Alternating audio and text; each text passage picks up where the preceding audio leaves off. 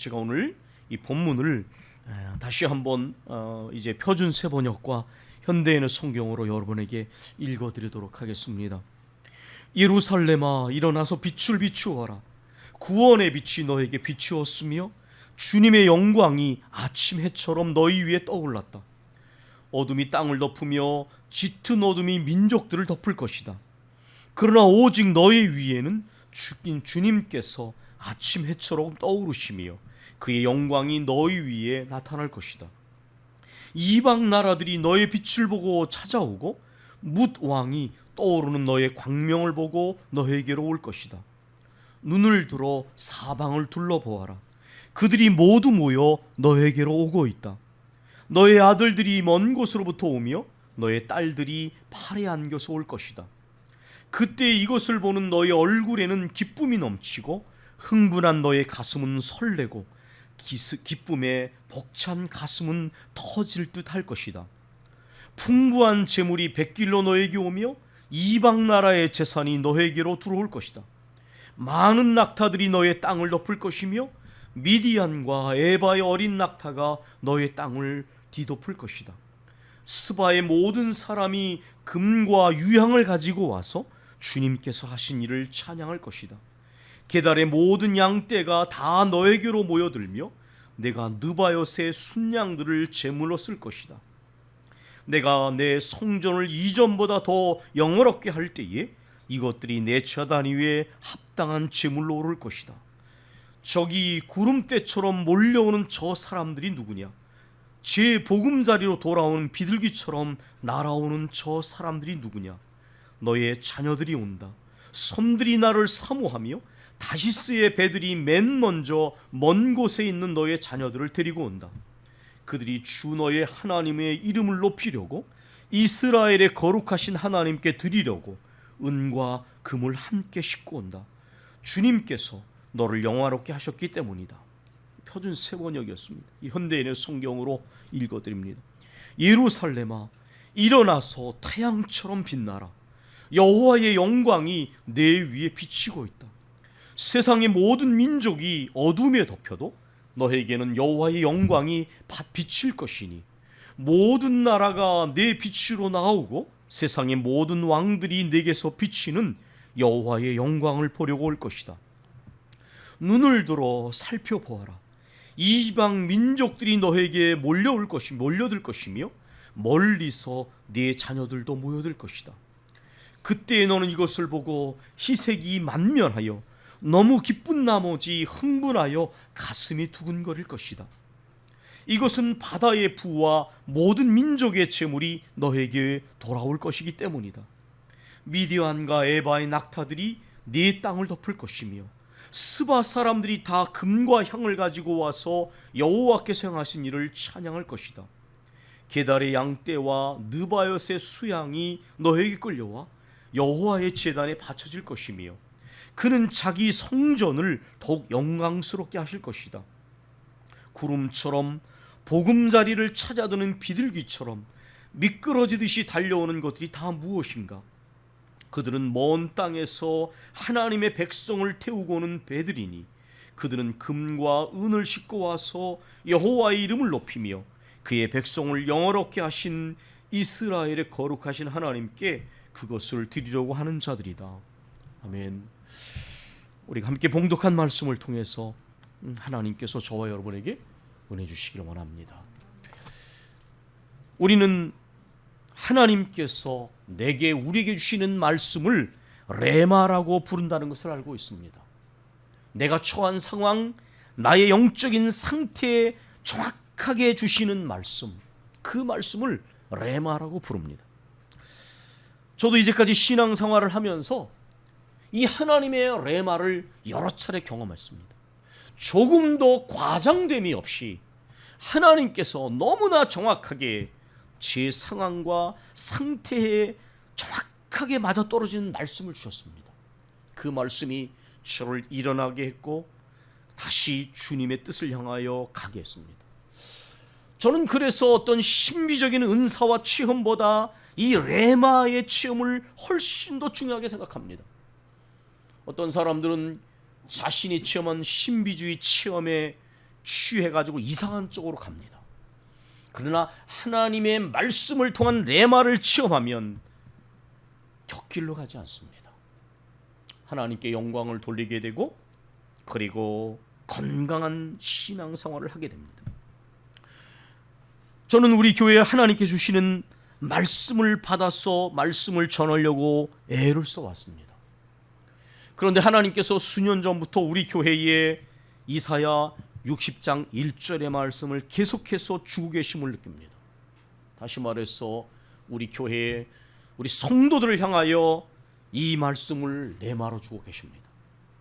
일어나라, 빛을 발하라. 그래서 저희는 2022년도에 우리에게 주시는 이 말씀을 교회의 표로 삼았습니다. 그리고 달력에도 주보에도 그 말씀을 기록해 놓았습니다. 일어나라, 빛을 발하라. 그것은 바로 주저앉아 있지 말라는 것입니다. 언제까지 영적인 잠을 자며 죽음의 자리에, 죄의 자리에 머물러 있겠는가? 일어나라고 말씀하십니다. 나와 여러분 모두에게 주시는 말씀입니다. 일어나라. 일어나서 여호와의 영광의 빛을 드러내라. 주께서 우리에게 말씀하고 계십니다. 이번에 말씀을 준비하면서 저는 참 은혜가 되었습니다.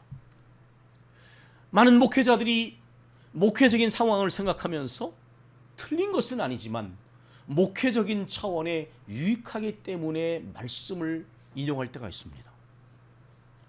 그것은 나쁜 것은 아니지만은 그러나 그 말씀이 말씀하시는 더 깊은 의미와 앞을 향해 나가야 할 사명이 있다는 것을 저는 이 말씀을 준비하면서 깊이 마음에 새기게 되었습니다. 단순히 우리가 좀 더 교회가 남이 볼 때에 뭔가 번성을 하고 잘 되는 목회적인 상황을 넘어서서 하나님께서 우리에게 주시는 사명, 영광스러운 비전이 이 말씀 속에 담겨져 있다는 것을 깨달으면서 정말 가슴이 뛰는 그런 경험을 했습니다. 하나님께서 우리에게 주시는 말씀 레마가 맞구나. 우리 성도들 각자와 가정과 교회에 주시는 레마가 맞구나. 하나님의 모든 말씀은 깨달음을 얻을 때에 레마가 되는구나 라는 고백을 하게 되었습니다. 설교자가 하나님의 말씀을 전할 때 보통 3단계 과정을 거치라고 그렇게 가르칩니다. 첫 번째로는 이 말씀이 누구에게 어떤 사람들에게 전해진 말씀인가, 그것을 먼저 말씀을 깨달으려고 노력하라고 말합니다.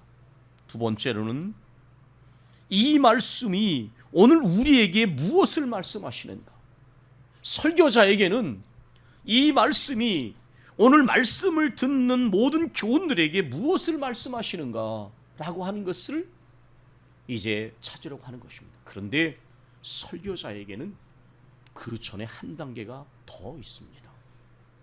청중들에게 말씀을 전하는 설교자 자신에게 이 말씀이 무엇을 말씀하시는가, 그것을 들어야 한다는 것입니다. 그렇지 않으면 극단적인 경우에 남에게 전하고 나서 망하는 사람이 될 수가 있다는 것을 우리는 많은 사례를 통해서 볼 수가 있습니다. 남은 구원하고 남에게는 은혜를 끼치고 자기 자신은 말씀으로 벗어나 뒤로 죄를 짓다가 한순간에 무너져 내리는 이런 일들이 목회자에게도 때로는 장로님들이나 중직자들에게 얼마든지 일어날 수 있는 것입니다.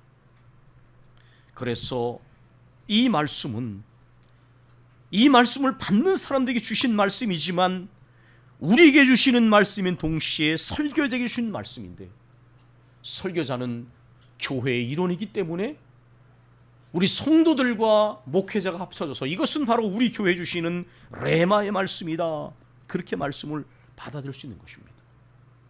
그러면 순서를 따라서 먼저 이 말씀이 누구에게 주어지는가를 생각해 보겠습니다.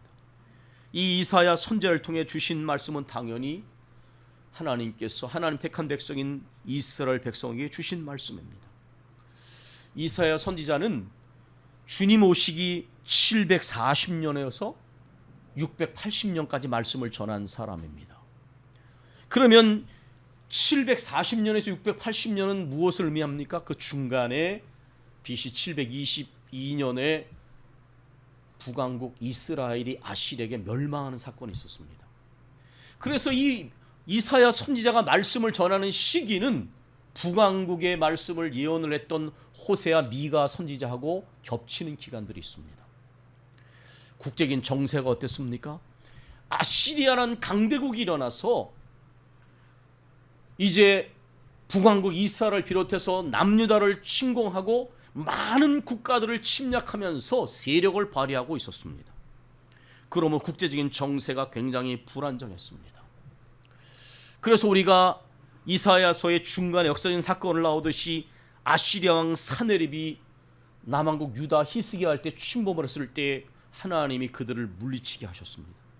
그러나 전반적으로 보면 이 강대국 아시리아의 발흥 속에서 많은 나라들이 불안정한 상황에 처해 있었고, 북왕국 이스라엘이 멸망하는 것을 보면서도 교훈을 받지 못하고 남왕국 유다의 왕들은 동맹을 맺어서 강대국들과 힘을 합쳐서 이 강대국들에게 대항하려고 하는 정략적인 생각을 하고 있었습니다.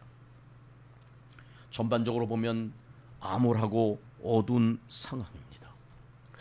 그래서 우리가 이사야를 공부하면서 여러분, 이사야서가 성경의 축소판이다 그런 말씀을 드렸습니다. 기억나실 겁니다.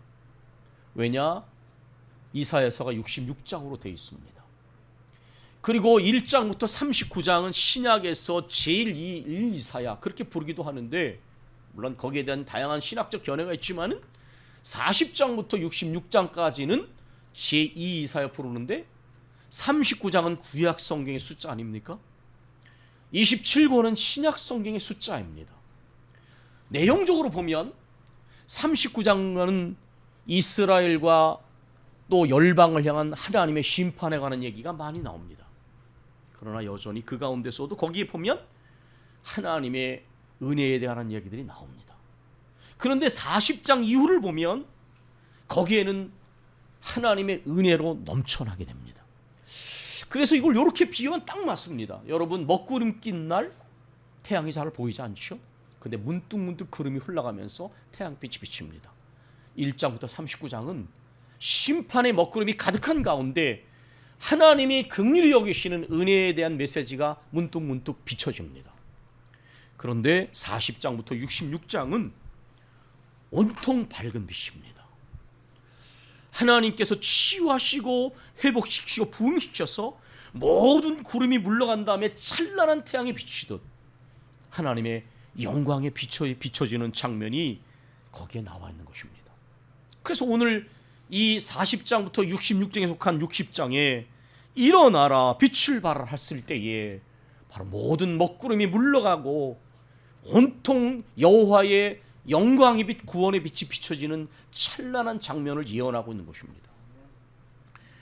일어나라 쿠미 빛을 발하라 오리라고 하는 이 히브리어, 일어나라는 것은 말씀한 것처럼 주저앉아 있지 말라는 겁니다. 만약에 여러분께서 말씀을 내게 주시는 말씀으로 받으면 이스라엘에게 주신 말씀이 바로 나의 영적인 상태에 주시는 말씀이라는 것을 알고 계실 것입니다. 주저앉아 있지 말라고, 죄의 자리에 머물러 있지 말라고, 영적인 잠을 자지 말라고, 일어나라고 말씀하십니다. 그리고 빛을 발하라고, 여호와의 영광의 빛, 구원의 빛을 드러내라고 말씀하고 계십니다. 금방 말씀드린 것처럼 이 빛은 이스라엘 자체로 백성들이 발광하는 빛이 아닙니다. 왜냐? 이 말씀이 할 때에 그들은 어둠에 처해 있었습니다. 이스라엘 백성들은 무기력과 무력감에 빠져 있는 그런 상태였습니다. 그러므로 그들은 스스로 빛을 발할 그런 힘이 없습니다. 그래서 오늘 1절에 분명하게 여기에 이미 말하고 있습니다. 이는 내 빛이 이르렀고 여호와의 영광이 내 위에 임하였음이니라. 하나님의 영광의 빛을 반사하는 것입니다. 달이 태양빛을 반사하듯이 하나님의 영광의 빛을 반사하라는 것입니다. 어거스틴은 하나님을 진리의 태양으로 표현했습니다. 하나님께서는 진리의 태양이 되십니다.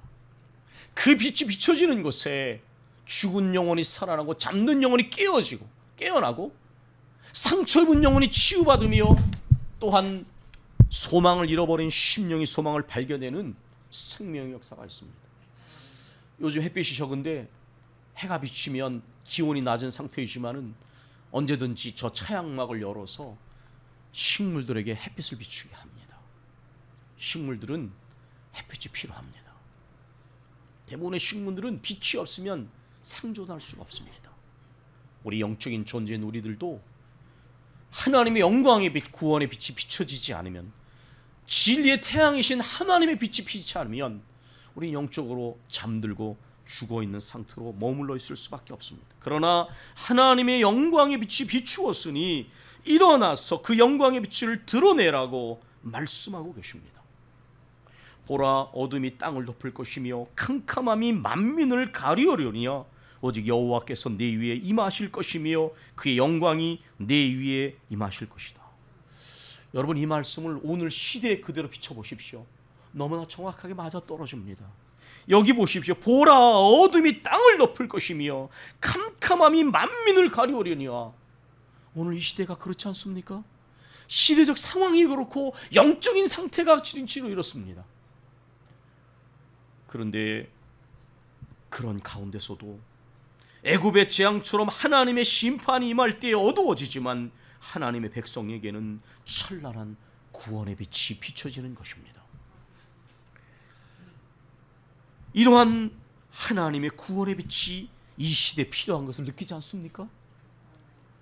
그러니 우리는 기억하셔야 됩니다. 우리는 하나님의 영광과 구원의 빛을 비춰야 할 사람들이지 어둠에 참여할 사람들이 아닙니다. 그래서 우리에게 일어나라고 말씀하시는 거예요. 주님 우리에게 기회를 주고 계시다는 거 잊지 마십시오. 주께서 우리를 부르시고 가까이 부르시는데 자꾸만 도망가지 마십시오. 여러분께서, 성령께서 여러분의 마음을 두드리시며 기회를 주고 계시고 부르고 계신 걸 느끼실 겁니다. 일어나서 빛을 발하라고 말씀하십니다. 우리는 주저앉아 있을 사람들이 아니라는 것입니다. 이제까지 주저앉는 걸로 충분하다는 것을 잊으셔는 안 됩니다. 주께서 자꾸만 우리를 부르십니다. 여기 3절과 4절에는 복찬 간격이 나오지 않습니까? 열방과 열왕들이 내게로 나올 것이다. 눈을 들어봐라, 사면을 봐라. 부모가 어린 자녀의 손을 붙잡고 오듯이 만민들이 내게로 온다. 만민들이 오는데 나의 백성들의 손을 붙잡고 온다. 이것은 뭐냐면 이 자녀라고 말하는 하나님의 백성들이 포로 생활 가운데서 이방인들에게 은혜를 입어서 하나님 은혜 가운데서 돌아오는 장면을 표현하고 있는 것입니다. 다시스의 배가 사람들을 태워올 때도 그것은 바로 포로에 끌렸던 백성들이 돌아오는 위대한 비전을 말하고 있는 것입니다. 왜 그럴까요? 여기 온통 어둠이 있을 때에 사람들은 빛을 보고 방향을 찾지 않습니까? 바로 여호와의 영광이 하나님의 백성들 가운데 비칠 때에 어둠에 처해 있는 백성들이 하나님의 구원의 빛을 받은 사람들 속에 그 빛을 보고 찾아 나오는 이 영광스러운 장면을 지금 말하고 있는 거예요. 여러분은 어둠에 처해 있을 사람들이 아니라는 걸 아셔야 됩니다. 구원의 빛을 드러내서 어둠에 처해 있는 모든 만민들이 우리에게 비춰지는 영광의 빛을 보고 달려나와야 할 그 사명을 감당할 사람들이 바로 우리라는 것을 말하고 있는 거예요. 그래서 그 장면을 볼 때에 너무나 기뻐서 얼굴이 환하게 빛나면서 가슴이 기쁨으로 쿵쾅거리는 것을 얼마나 생생하게 이 본문이 말하고 있는지 모릅니다. 주저앉아 있으면 안 됩니다. 영적인 잠을 자면 안 됩니다. 우리는 오히려 빛을 비춰서 어둠에 처한 사람들이 나오도록 해야 합니다. 낙타와 어린 낙타를 말했습니다. 여러분, 옛날에 낙타는 상인들의 운송 수단이죠. 낙타와 어린 낙타가 많다는 것은 부의 상징입니다. 그들이 하나님께로 나오고 하나님 백성들을 찾아 나오는 것입니다. 스바야 왕은 여러 아시죠? 솔로몬을 찾아왔던 사람입니다. 지혜를 찾아서 스바는 보석과 여러 가지 금과 향료가 나는 곳이었습니다. 그들이 주님께로 온갖 보물을 가지고 옵니다. 여러분이 만약에 성경을 꾸준히 읽으셨으면 바로 며칠 전에 요한계시록 21장에서 새 예루살렘이 온갖 아름다운 보석으로 단장되는 장면을 보았을 것입니다. 이 말씀이 바로 거기로 연결되는 것입니다. 새 예루살렘이 완성되면 이런 일들이 일어난다는 것입니다. 게달과 느바요스는 유목민족이었습니다. 그들이 양과 순양을 하나님께 드려서 예배 제물로 삼습니다. 얼마나 영광스러운 장면입니까? 다시스의 배가 구름처럼 비둘기처럼 날아옵니다. 이것은 무슨 뜻입니까? 이렇게 빠르게 달려오는 이 배는 장거리 항해를 위해서 만들어진 배입니다. 굉장히 대규모의 용적을 가지고 많은 화물과 사람들을 태울 수 있는 그런 배입니다. 그 배에 누가 가득합니까? 하나님의 백성들이 가득합니다. 무엇으로 채워졌습니까? 귀한 온갖 보물로 가득 채워져 있습니다. 탐욕에 젖어 있는 사람이라면 웬 떡이냐 그럴 것입니다. 이것은 영적인 위대한 비전을 말하고 있는 거예요. 포로로 끌려갔던 백성들이 하나님의 은혜 가운데 다시 돌아오는 역사입니다. 하나님의 영광의 빛, 구원의 빛이 비칠 때에 치유와 회복과 위대한 부흥의 역사가 보여지는 것입니다. 그런데 여러분, 아까 말씀드렸죠. 이 말씀이 주어질 때에 이스라엘 상황은 어두운 상황이었어요. 북왕국 이스라엘은 망하고 장차 남왕국 유다도 132년 후에, 북왕국 이스라엘이 망한 다음 132년 후에 남왕국 유다도 바벨론에게 멸망을 했습니다. 그러면 여러분 생각해 보세요. 이 말씀을 읽을 때에 사람들 귀신 씨나 먹건 소리 하고 있네. 도대체 말이나 되는 얘기인가? 지금 이렇게 북왕국은 망했고 남왕국도 망했는데 무슨 말도 안 되는 거짓말을 하고 있는가? 그러나 경건한 사람들, 믿음으로 하나님을 끝까지 신뢰하는 사람들은 여기서 소망을 발견했을 것입니다. 하나님의 말씀이 약속이 있지 않는가? 주님께서 치유와 회복과 부흥을 우리에게 약속하셨어. 그러나 우리는 그 소망을 잃어버리지 말아야 한다. 말씀을 어떻게 해석하냐에 따라서 불평과 원망과 의심을 할 수도 있고요, 이같이 아무리 어려도 소망을 가질 수가 있는 거예요. 여러분 말씀 어떻게 받고 계십니까? 말씀을 약속으로 받고 소망으로 받는 사람에게는 이 말씀이 7번 넘어질지라도 다시 일어나게 남는 말씀. 그래서 여러분, 이스라엘이 이 모든 비전을 받았기 때문에 36년 동안 나라가 망해서 이렇게 힘든데, 이스라엘은 잠깐을 빼놓고는 2500년 동안이나 나라를 빼앗기고 갖은 강대국들에게 수모를 당했습니다. 그런데 1945년에 우리나라가 해방된 이후에 1948년에 국가가 건설됐습니다. 722년 BC 722년과 586년에 북왕국이 망하고 남왕국이 망한 다음에 1948년도에 국가가 건설됐어요. 이건 인류사의 신비입니다. 인류사의 신비. 왜 그러느냐? 그 강대국들도 소멸하는데 그 작은 나라가 이렇게 존속하고 오늘날 여러 가지 영향 미친다는 건 인류사의 신비예요. 그러나 우리는 그 신비의 원인을 압니다. 하나님이 주신 약속의 말씀, 비전을 그들이 간직했기 때문에 그런 거예요. 그러나 불행한 것은 그들은 예수 그리스도를 통해서 이 비전이 완성된다는 것까지는 알지 못하는 것이지요. 그러면 이제 결론을 맺으면서 이 말씀 우리에게 적용시켜 보겠습니다. 이 환상이 이루어졌습니까? 이 환상이 이루어지고 있습니까? 예스. 왜 그러느냐? 예수 그리스도의 오심을 통해서 이 일이 이루어졌다는 것을 마가와 누가는 이사야의 말씀 인용하면서 이렇게 말합니다. 보라, 흑암에 앉은 백성이 큰 빛을 보았고 사망의 그늘에 앉은 자에게 빛이 비추었도다. 이것은 이사야서 9장 1절로 2절의 말씀입니다. 먹구름에서 잠깐 비추는 빛을 비추듯이 하나님의 치유 회복과 부흥을 예언했던 이 말씀이 예수 그리스도의 오심을 통해 성취됐다는 것을 마가와 누가는 인용하면서 말하고 있습니다. 하나님의 구원의 빛이 하나님의 백성에게 비추어졌습니다. 그래서 우리가 구원받은 백성이 되었습니다. 그럼 우리는 누구입니까? 영적으로 잠을 자서는 안 됩니다. 우리 권사님들 일어나셔야 됩니다. 목회자도 일어나고 장로님들도 일어나고 안수 집사님들도 일어나고 우리 청년들도 일어나고 집사님들 일어나셔야 됩니다. 주님이 부르고 계시는데 왜 자꾸만 멀리 도망을 가십니까? 언제까지 영적인 잠을 자겠습니까? 언제까지 사람이 보지 않는다도 죄의 어둠 가운데 매여 있겠습니까? 하나님 말씀하시면 일어나서 빛을 비추어라. 오늘날 이렇게 많은 영적인 어두움과 시대 상황의 어둠 속에 처해 있는 사람들에게 일어나서 빛을 발하고 말씀하셨는데 사명자가 왜 사명을 잊어버리고 사느냐고 주님은 우리에게 말씀하고 계신 것입니다. 주저앉아 있지 말고 일어나서 빛을 발하며 여호와의 영광을 드러내라고 우리를 부르셨고 교회를 세우셨습니다. 여러분, 이제 말씀을 구체적으로 정하기 위해서 여러분께서 주보의 앞면을 보십시오.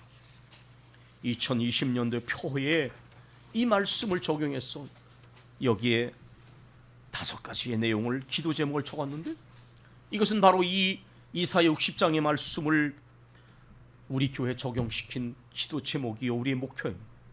예수께서 온 세상의 구원자여 심판자이심을 확신하게 하옵소서. 우리는 이 시대 가운데 선포해야 합니다. 우리 집안의 영적인 가계들을 확장하게 하옵소서. 주님을 떠났던 이들이 다시 돌아오게 하옵소서. 우리 특별히 기도할 것입니다. 우리의 지인들과 만민들을 구원하는 사명을 감당하게 없어서 많은 사람들이 구원받은 백성들이 몰려오는 꿈을 우리는 꿔야 합니다. 이건 교회를 확장시키기 위해서 말하고 오는 것이 아닙니다. 영적인 비전을 말하는 것입니다. 그리고 마지막으로 간절한 기도와 선한 행실로 세상 속에 주의 빛을 나타내게 하옵소서. 아멘. 우리 기도하겠습니다.